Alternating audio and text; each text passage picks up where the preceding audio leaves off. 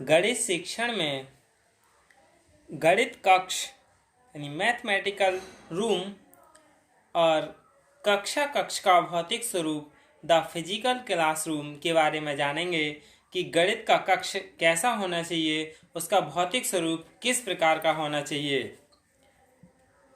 एक शिक्षक का अपने शिक्षक दिवस का अधिकांश समय अपने कक्ष में व्यतीत होता है, यानी पूरे दिन का जो शिक्षण का दिन है वो कक्ष में व्यतीत होता है।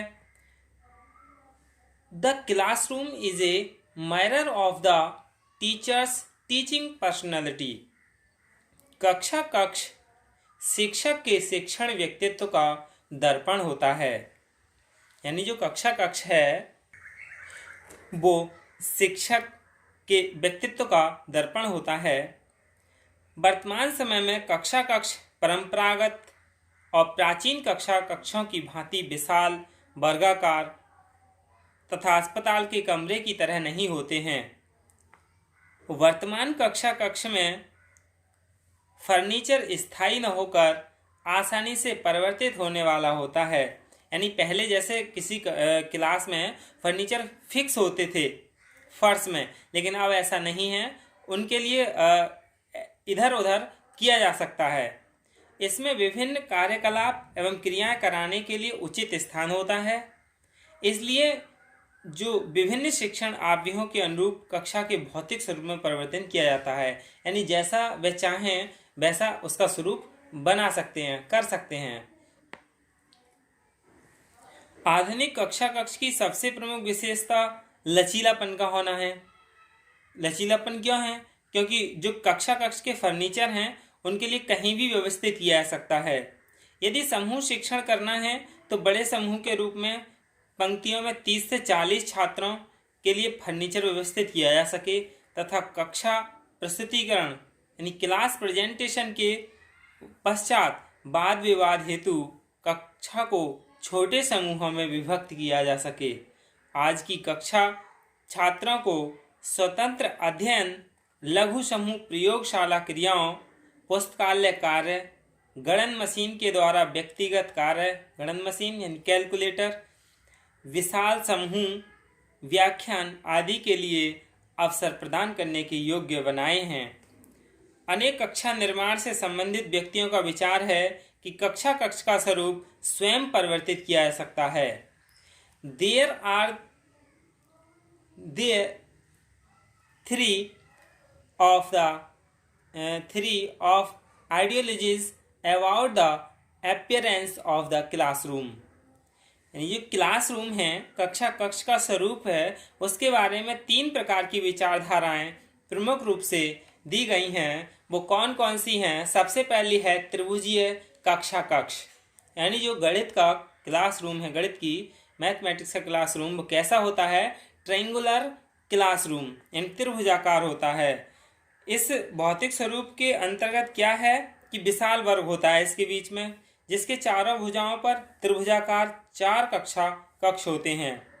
कक्ष के केंद्र में काफ़ी स्थान बड़ा होता है और इसके केंद्र के स्थान का प्रयोग गणित प्रयोगशाला या कार्यशाला के रूप में किया जाता है, जो चारों त्रिभुजीय कक्षों से संबंधित होता है। इसका आकार देख लेते हैं।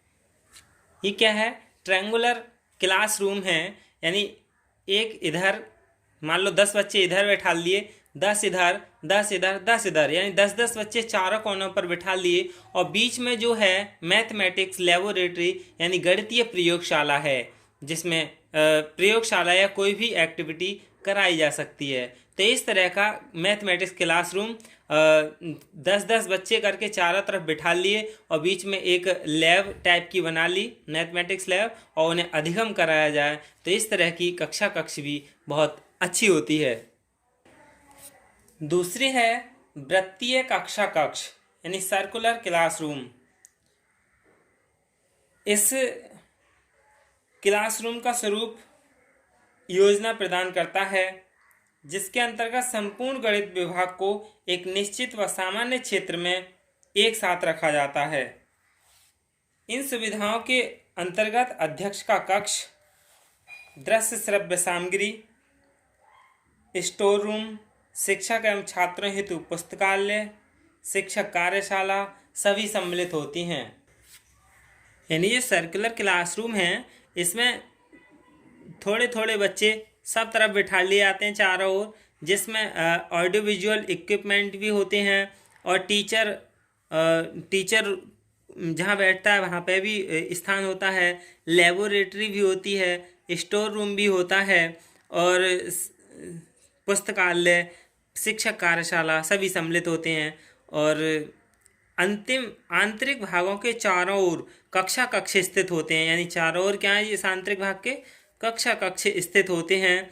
आंतरिक भागों में प्रयोगशाला कक्ष, गणन मशीन यानी कैलकुलेटर कक्ष आदि होते हैं, जिनकी दीवारें आसानी से हटाकर, ये दीवार लगी हुई हैं, इन्हें आसानी से हटाकर एक विशाल कक्ष भी बनाया जाता है ताकि छात्रों को एक बड़ा समूह एक साथ कार्य कर सके। यानी इन्हें हटा करके एक बड़ा समूह पूरी क्लास को सामूहिक भी बनाया जाता है और इन्हें छोटी छोटी दीवारें लगाकर उन्हें अलग भी करके प्रयोग करके सिखाया जा सकता है। इसके बाद तीसरा है वर्गाकार कक्षा कक्ष यानी स्क्वायर क्लासरूम। स्क्वायर क्लासरूम कैसा होता है? इस स्क्वायर क्लासरूम का भौतिक स्वरूप परिवर्तित करना कठिन है, फिर भी कक्षा कक्ष वातावरण के कुछ पक्षों में लचीलापन एवं परिवर्तन लाया जा सकता है।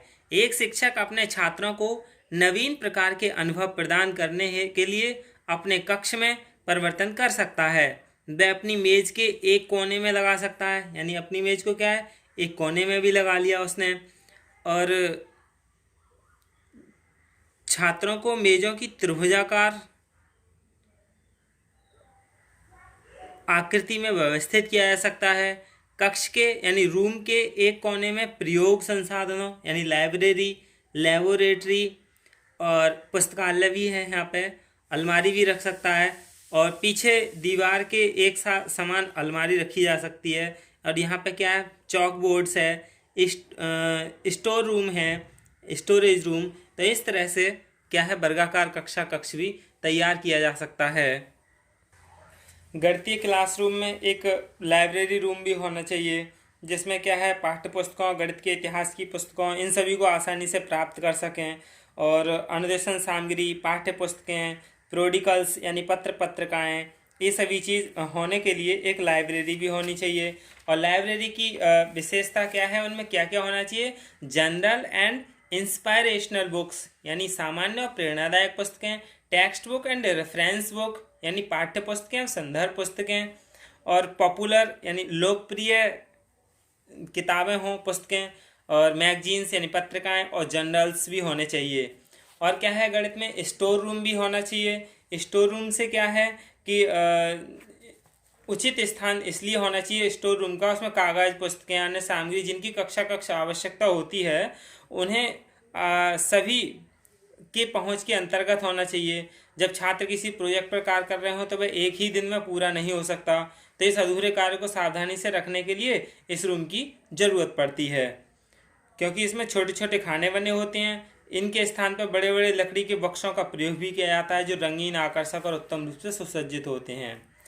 फिर स्टोर रूम के बाद गणित कक्षा कक्ष में शिक्षक का स्थान, यानी जो कक्षा क्लासरूम है उसमें कॉर्नर गणित अध्यापक के प्रयोग के लिए निश्चित होना चाहिए, जहां पर एक मेज, एक कुर्सी लगी होनी चाहिए, जिससे अध्यापक प्रयोग की क्रियाविधि योजना, छात्र संगोष्ठी यानी सेमिनार, इक्विपमेंट, उपकरण एवं प्रयोग प्रदर्शन की उचित व्यवस्था कर सके। छात्रों के कार्यों एवं प्रगति से संबंधित विभिन्न अवलेखों एवं फाइल रखने के लिए भी उचित स्थान होना चाहिए। इन सभी अवलेखों को रखने के लिए उसके पास एक अलमारी होना जरूरी है। कुछ अध्यापक कक्षा में पीछे की तरफ अपने लिए स्थान सुनिश्चित करते हैं, जिससे जब छात्र अपना कार्य करें तो वह उनका आसानी से निरीक्षण कर सकें। छात्रों के सफल कार्य संपादन के लिए गणित कक्षा कक्ष में अध्यापक का स्थान जरूरी है। तो ये क्या है, गणित का क्लासरूम है, गणित की कक्षा कक्ष। धन्यवाद।